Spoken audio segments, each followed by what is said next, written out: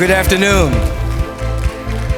It is my joy and my honor to be with you this afternoon to help co-create a field of love and beauty and intelligence that is beyond our bodies and our minds, to help co-create a field that is rich and real as gravity, a field that is real as electromagnetism, but a field of love, a field of harmony, a field of beauty, a field of joy.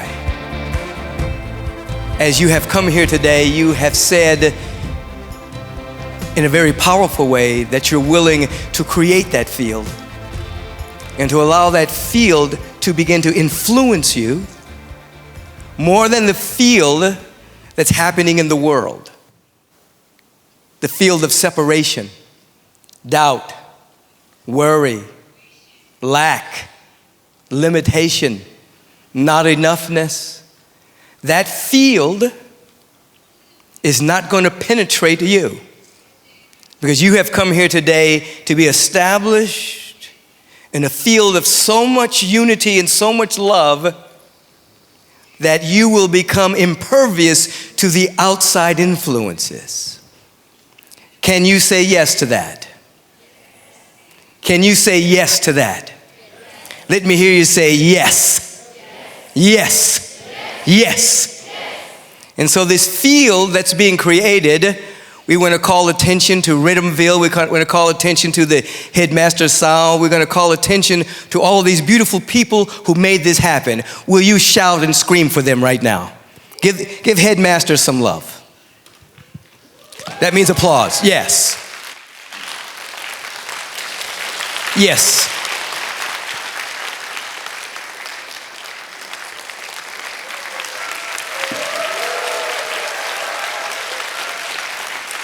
So I see the translation is about 10 seconds behind.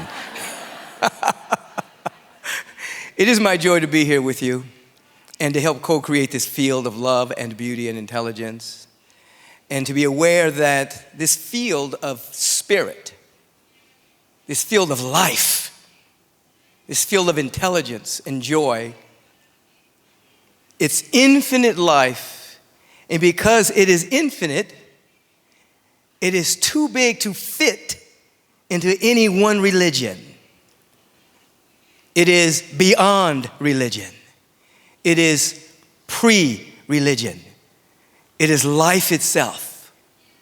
So we have come here to establish an intention to wake up to our glorious nature that's not bound by religion, but religion helps us get to this enlightened state. All religions help us get to this enlightened state, this awakening that's there inside of our being. Now, I can remember a number of years ago when I was landing in Washington, the state of Washington, to do a talk. And when I got off the airplane, I looked up and I was in this expanded awareness, though I didn't know it. And I actually thought that I knew everyone at the airport. I was wondering why all my friends were at the airport. And so I was walking around hugging strangers, giving five. Everybody thought I was strange. Got into the elevator and everyone was facing forward, looking at the numbers. And I turned around and started hugging people. And my friend Bill said, Michael, you don't know these people. You're having an experience. And I said, oh. Now that was a state of awakening in which the boundaries dissolved, and I could see all the beings as emanations of light, and we were all one in this grand life, presence, beauty, joy. There was no separation. We are here to wake up to that state of awareness and to ground that state with our thought, our words, and our actions into our human incarnation. So there are three kinds of waking up. The first kind of waking up you all know about. When you go to sleep at night, you fall asleep, you have a dream, and then you wake up in the morning and you say, oh, I've slept all night. That's one stage of awakening. The second state of awakening happens when you have an awareness that you're not the body. Sometimes people get projected out of their body. They have a lucid dream, or they astral travel, or they have a near-death experience. And they look back and they can see their body, and they realize, oh, I'm not the body. That's a second state of awakening. First state is when you go to bed at night and you wake up. Second stage, you realize you're not the body. You have a body, but you're not the body. Your body is your instrument, just as you might have a car, but you're not your car. Your car is your instrument for mobility. And then there is this third stage of awakening. And the third stage is when the filters are removed and you begin to see and feel that you are at one with the life force. You're at one with the presence that is never an absence. You're at one with life itself. There's no separation. You are here because something within you wants to wake up, wants to become increasingly aware of this power, this presence, this love, this intelligence that is everywhere, and that by means of you wants to express itself more completely. You want to wake up. Do you want to wake up? Do you want to wake up? Are you here for the grand awakening? Somebody say yes. Somebody say, yes, I am. Somebody say, yes, I can. Somebody say, yes, I am willing. Somebody scream.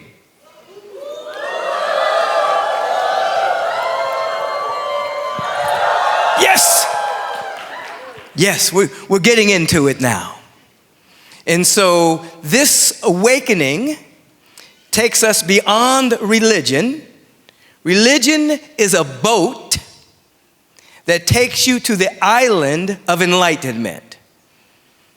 Every religion with heart is a mode of transportation that takes you to the island of awakening through spiritual practices, prayer, meditation, forgiveness, selfless service. Every religion carries some of these dynamics so that you end up waking up and going beyond religion into having a direct encounter with the presence that is never an absence. So most religions are all good, except if they think they are the only ones that are good. So all religions are good, except if they think they're the only one. So we've come here today under the vibration of Ritamville with awareness that we're seeking to wake up to that which inspired humanity to even develop religions. To wake up to our transcended nature and to allow that to be the activity of our awareness so that we're guided and guarded and directed and inspired to live a magnificent life. A life full of promise and confidence. A life full of joy and prosperity and friendships and loving relationships.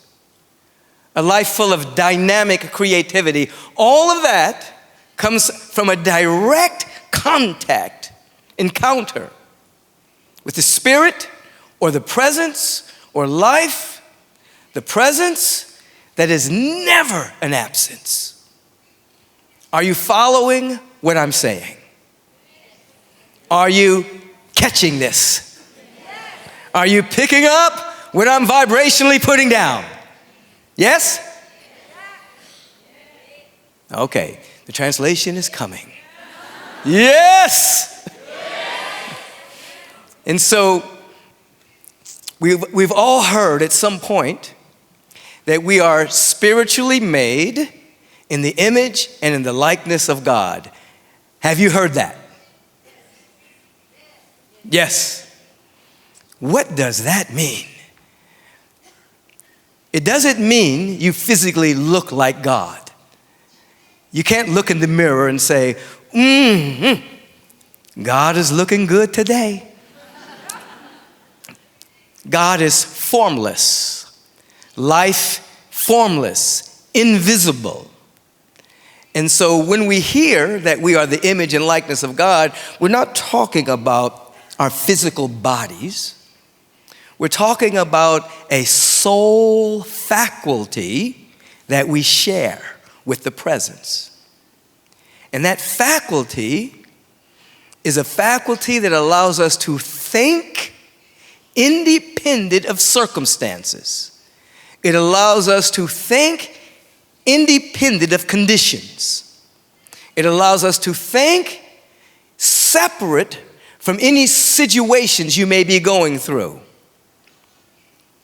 In other words, you're here today in this rich field of love and beauty and music and generosity, and you might have some issues in your life.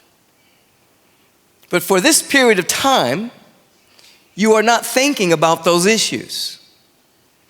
You are considering your life connected with the presence. You are thinking independent of a circumstance. Now that faculty that allows you to do that faculty is the image and likeness of God. We all have that faculty to be able to think independent of a circumstance and therefore begin to create just like the presence of God creates. Now, of course, this presence is not a man. This presence is not a woman. This presence is beyond gender. It is a presence of love and beauty and intelligence, life that's everywhere, omnipresent, omnipotent, omniscient, everywhere present, the only presence, all-knowing. And so this presence is our real life. The sole faculty of being able to think independent of circumstances is the image and likeness of God, which means you get to create the way God creates. Now, how does God create? You go back to the beginning, before the beginning of time.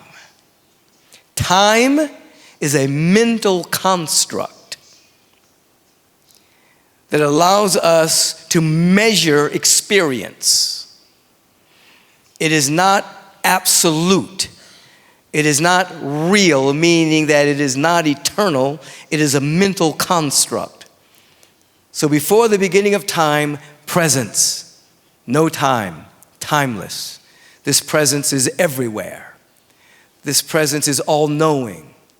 This presence is the only presence. It's infinite, meaning there is nothing outside of it. If something was outside of it, it wouldn't be infinite. Infinite presence. So out of an urge of enthusiasm, out of an urge of joy, an urge of orgasmic feeling, the Big Bang occurred. The presence created the cosmos. Within the cosmos are solar systems, galaxies, universes, living biology. Every aspect of creation is created to perfectly reflect the order of the mind of God. You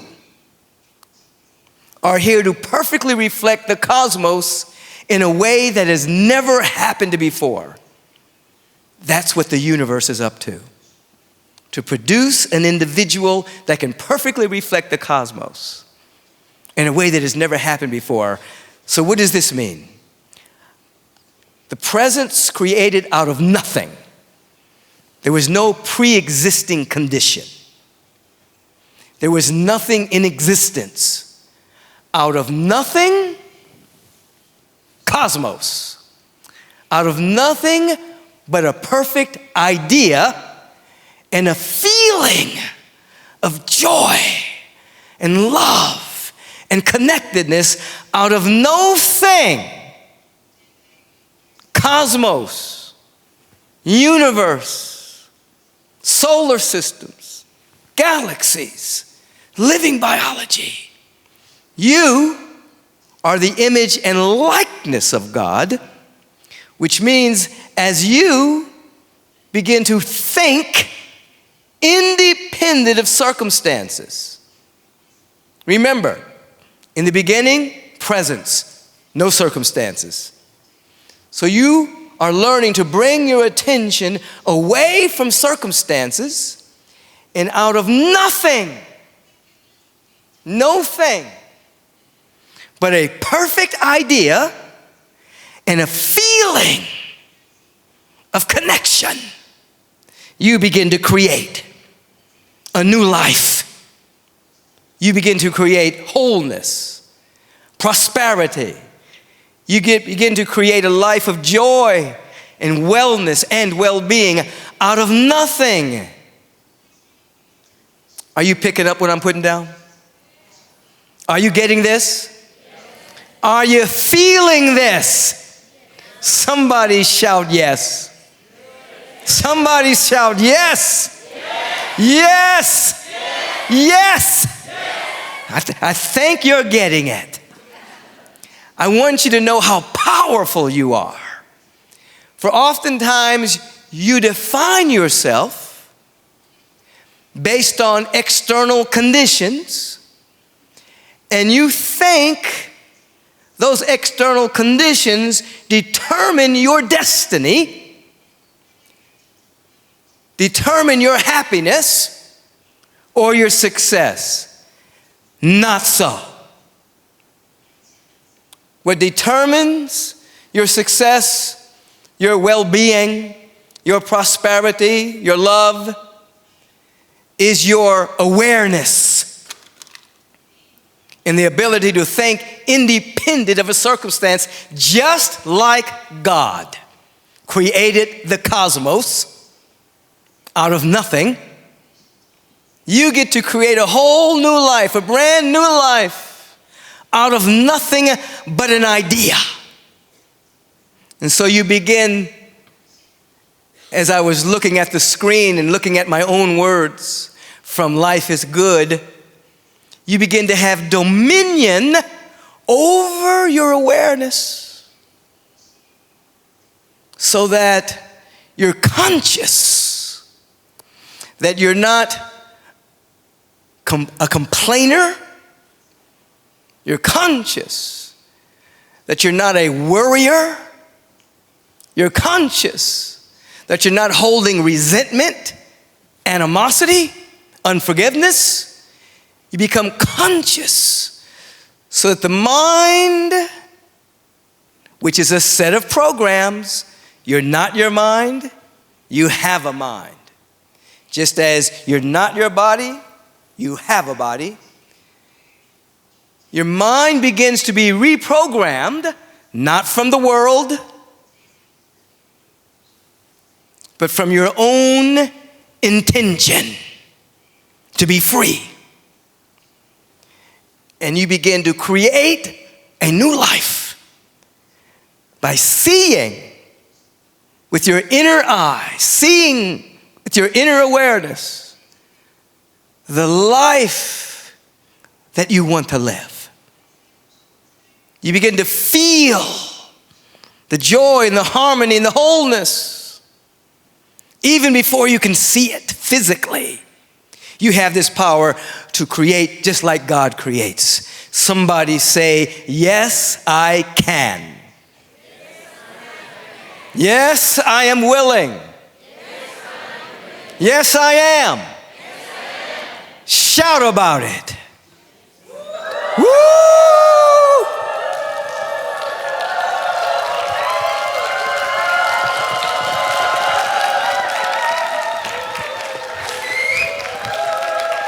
Sometimes you got to get your body into it, you see.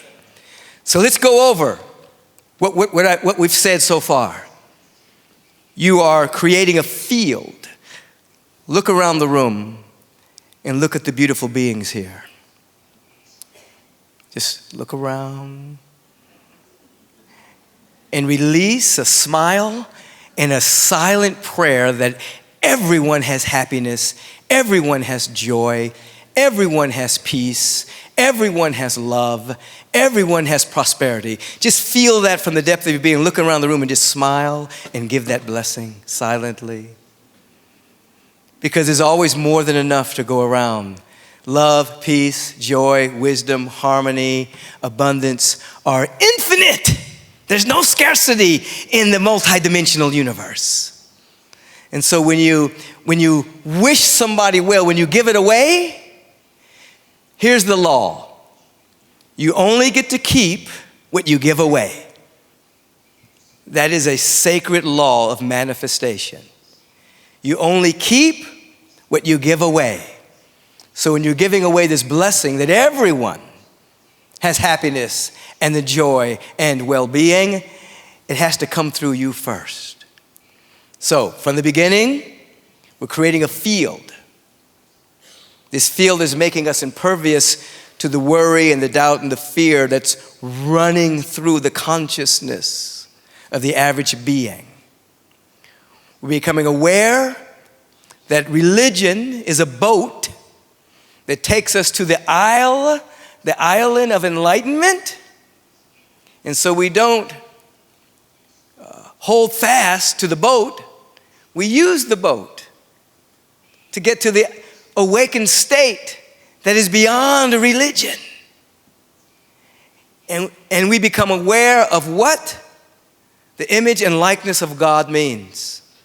That we're sharing a soul faculty of being able to think independent of a condition, to create just like God creates, out of nothing. Now this should bring you a lot of joy, because most people think, I'll be happy or I'll be successful if and when these external conditions change. And so they live giving away their power to an external condition. Not you, not here, not now, no longer. You're taking your power back. You're becoming aware that you are the condition. You're the vibrational field. You're the frequency, the thought frequency of the very thing you want to manifest. So how do we do this? First of all, you begin to stretch your spiritual muscles in the feeling tone of gratitude. You begin to wake up every single day. This is what I do when I wake up in the morning. I wake up, and when I come out of the bed, when I put my foot on the ground, and I step up, and I just say, thank you for my life. I become very grateful and thankful that I exist. I enter into a field of gratitude before anything even happens during the day. I'm just grateful that I'm alive. And then I surrender to the presence that's never an absence. I just surrender to life. And then I say, what's my assignment for today? I ask for my assignment. Let's go back to gratitude. You begin to develop your spiritual muscles so that you're living in gratitude. And there's 3 levels of gratitude. The first level is that you begin to count your blessings. You begin to think about all the things that you're grateful for. You got a chance to be here. You can walk here. You can hear, perhaps. Perhaps you can speak. You begin to give thanks for what most people take for granted. There's an old statement, the enlightened give thanks for what most people take for granted. And so you begin to just give thanks for all the good in your life until there's a feeling of gratefulness that takes over your being. This feeling of gratitude creates a condition in you vibrationally that allows for the universe to begin to move through you and bring you glad surprises. Now let me ask you a question. Did your mother or father ever say to you, if you don't stop crying, I'm going to give you something to cry about? You ever heard that? Do you say that in your culture? Somebody's nodding yes. If you don't stop crying, I'm going to give you something to cry about. You ever heard that before? Yes? You can speak to me. Very good. Well, the universe says, if you don't stop being grateful, I'm going to give you something to be grateful for. You catch that? Yeah? So when you hang out in gratitude, the universe, the presence through its universal laws, starts to bring more and more and more for you to be grateful for, because what? You're not in conditions, circumstances, or situations. You have lifted your frequency into gratitude. It's a practice. Second stage of gratitude. To be grateful for the challenges that come in your life. Now this is heavy lifting. This is going into the spiritual weight room. This is doing intense asanas. When you become grateful for challenges in your life. Because oftentimes people have a romantic idea about their life that one day I'm not going to have any more challenges. That's called boredom. I'm bored, I have no challenges. No, you're grateful for challenges because challenges activate your intrinsic nature. Challenges begin to open up gifts within you that aren't being used yet. And so whenever a challenge comes in your life, you're becoming aware that there's something about you that's about to be activated. There's a gift that's going to be cultivated. And so the next stage of gratitude is you're grateful for the challenges because you know hidden within that challenge is a blessing. The universe is progressive and it's coming to bless you. It's coming to give you more life. That's what a blessing is. A blessing is conferring more life upon you and more life through you. And so the second stage of gratitude is I become grateful for my challenges. So whenever a challenge happens, instead of saying, oh no, I don't want this to happen, I don't like what's going on, you say, I'm grateful for this challenge because I am about to grow. I'm grateful for this challenge because I'm about to cultivate a gift that's within me. I'm grateful for the challenge because more power is going to begin to move through me. I'm grateful, I'm grateful, I'm grateful. And the universe says, you keep on being grateful. You keep on being grateful. And I'm going to give you something to be grateful for. And then more good flows into your life that's unplanned. It's spontaneous. It's serendipitous. It's can you translate serendipitous?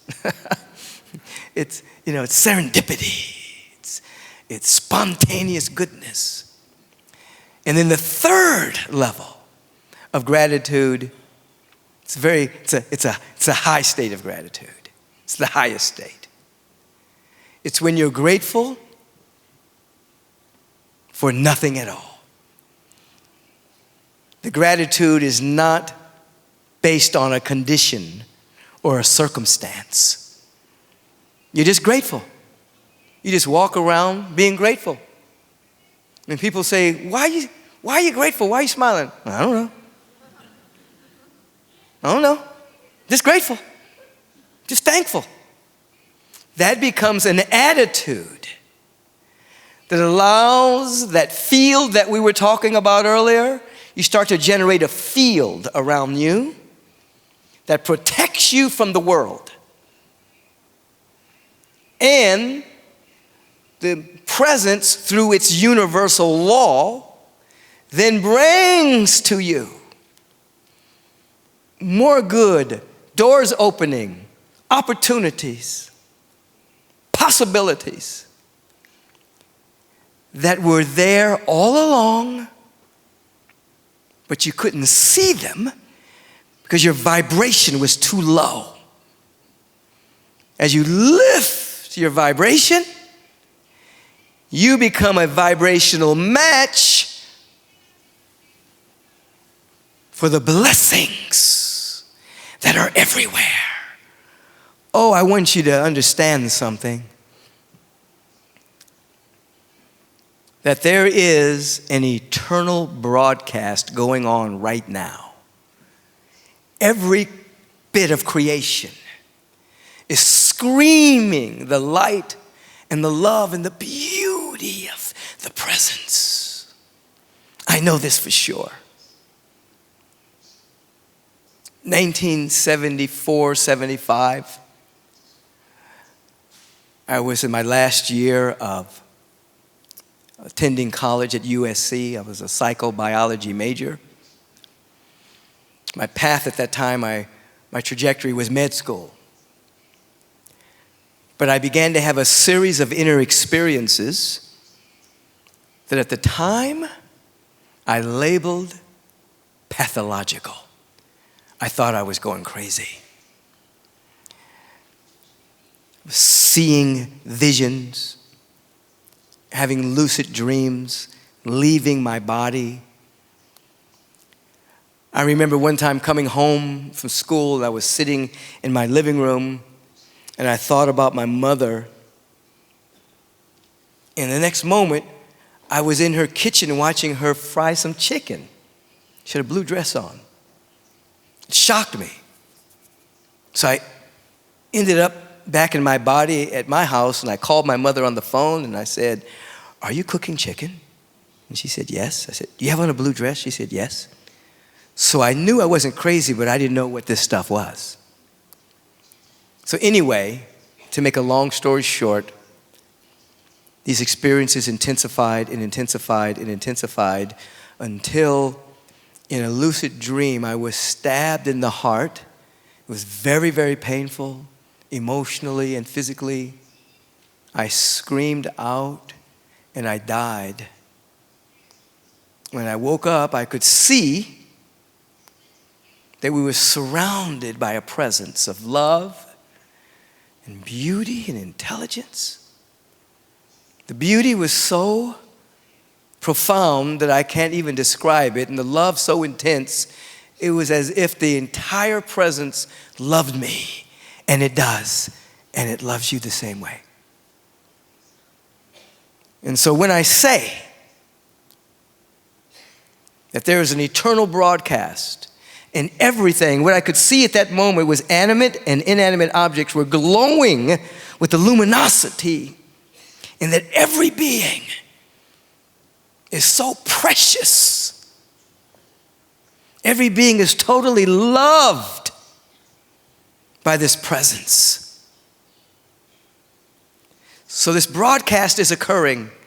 Everywhere is screaming the light and the love and the beauty and the joy and the intelligence and the abundance and the opulence and the order, the harmony, everywhere. And so when you're lifting your vibration through prayer, through meditation, through the practice of your yoga, through your study, through your fellowship, you begin to have a vibrational match to the eternal broadcast that's happening everywhere, and your life changes. Right now, your mind may be on radio station worry. It might be on radio station doubt, fear, lack. But as you come into those stages of gratitude, thanksgiving, you start to change the station. And you start to catch the broadcast of possibility. You go from worry, being a worrier, to being a spiritual warrior. Breaking down the boundaries within yourself that separates you from the presence. And so you're here not to beg or plead an external, reluctant deity to give you a blessing. You are here to lift your vibration, to receive the blessings that are always being given. This presence doesn't have any withhold in it at all. It doesn't withhold itself. The presence is in a continual state of giving, shining, radiating its glory. This is what I saw. And this is what I get to see. And what are we doing? We're growing in our graciousness to be able to receive that which is eternally being given. Are you picking up what I'm vibrationally putting down? Yeah, all right. Let me hear you say, yes, I am. Yes, I can. Yes, I am willing. You picking it up? All right. Somebody shout about it. Woo!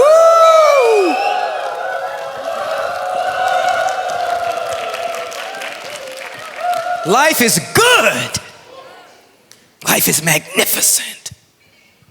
And so you are here consciously participating in your own unfoldment.